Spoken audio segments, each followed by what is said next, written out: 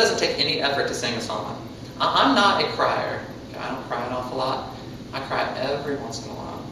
Okay, I don't cry an awful lot. But imagine if crying were the way that the only way that we could offer worship to the Lord is by crying. That would take a lot of effort on my part.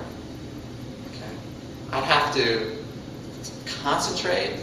I'd have to bring up a lot of ideas and emotions. It would take a lot of effort for me to cry. I can't just cry at a drop of a hat. Okay? But I can sing without any provocation. I can just sing like that. So, if singing is the way that we decide to worship, it's a little difficult. Because I can sing and my heart can be nowhere. Right? I could sing these songs that we sang, even if I'm singing to the Lord. And it takes no effort for me, especially if the tune is pretty and I'm in the mood to sing, which is normal. This doesn't take any effort. So you have to be careful about singing. Because I can sing the words and I can mouth the ideas, but Christ, God hears the singing of our hearts, right? You remember when in Amos, when he says to the people, your music is noise to me. I hear your singing, but it bothers me. It makes me angry. That's what I mean here. A law is just a freedom by another name. One of my favorite quotes is that a law in the Bible is any blessing you don't want. And I think that's cool because, we typically, those commandments of God that we don't like, we call laws. And those commandments of God that we do like, we call blessings. So you can usually tell what somebody thinks about a law or a commandment of God by if they call it a law or not. A law is any blessing you don't want. So, it's amazing to me. The more I fall in love with the Lord, the less laws there are. Have you noticed that? The more you fall in love with the Lord, and you realize that all law is rooted in His character and His personality, and you fall in love with His character and personality, suddenly it's no longer a law to you. That word doesn't seem right. It's just something you want to do. It's a blessing. And for the Pharisees here, was the Sabbath a law or a blessing? It was a law. They didn't want to do it, but they had to do it. But for Jesus, for His disciples, the Sabbath was a blessing, and they were taking advantage of it. It was something they were given to enjoy, but they couldn't do it. We mentioned in Sunday school today, remember when Nehemiah and Ezra came back from exile in Babylon, and they were rebuilding the wall in Jerusalem, and they built that pulpit for Ezra, and Ezra got up there and read the law. And when they heard the law for the first time in their lifetimes, they all got brokenhearted, and they started to weep and tear their clothes. And you remember Nehemiah and Ezra said to them, "Stop crying. You should be rejoicing. You get it."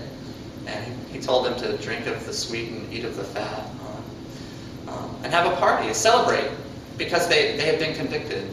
And I think that's the same with me too. I want our Sundays to be musicals. I want us to look forward to the opportunity to spend time with the Lord, to think on eternal things, and to be blessed like that. Turn me, if you would, just for a minute. I won't spend any time on it, but turn to Psalm 19, where I think I'll let King David make this point for me. He's a pretty good writer. I don't know if you heard of him. But Psalm 19, verses 7 to 14. Look at the way that David writes about the law. He writes about the law a lot differently than a Pharisee would. Because he loves the lawgiver. He loves the person in whom the law is rooted. Psalm 19, starting at verse 17. Verse 7.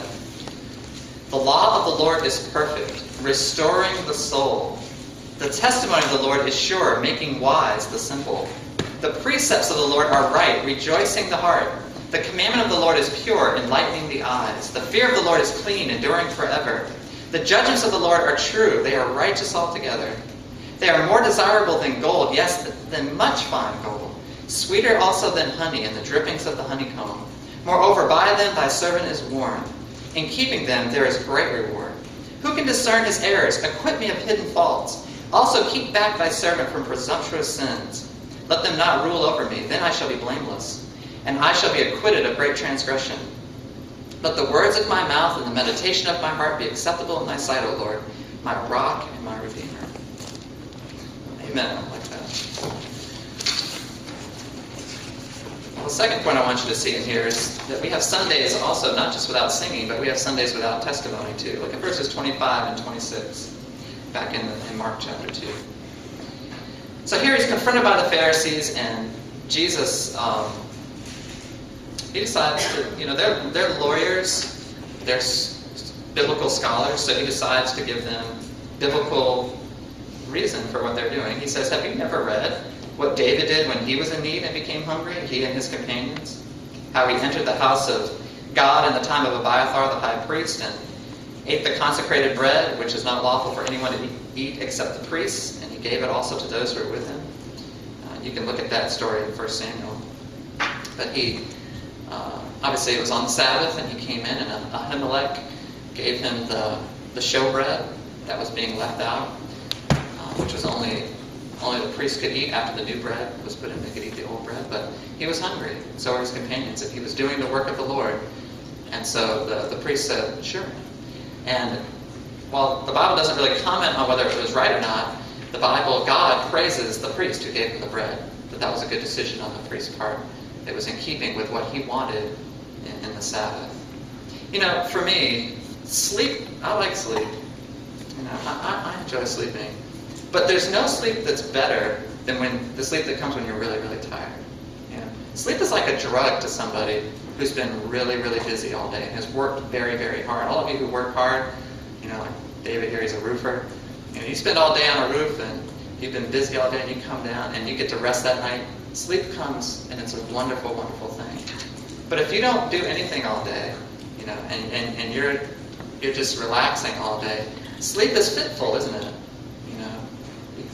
You hear the dripping sink, you hear the buzzing street light out on the road, you toss and you turn, you're not comfortable, it's hard. If you run a marathon, a little Dixie cup full of water is great. It's great. But water is only super refreshing when you're very, very thirsty. I only care about what I drink when I'm not thirsty. When I'm really thirsty, I just want water. When I'm not thirsty, that's when I get really concerned. What am I going to drink? And you try to find something.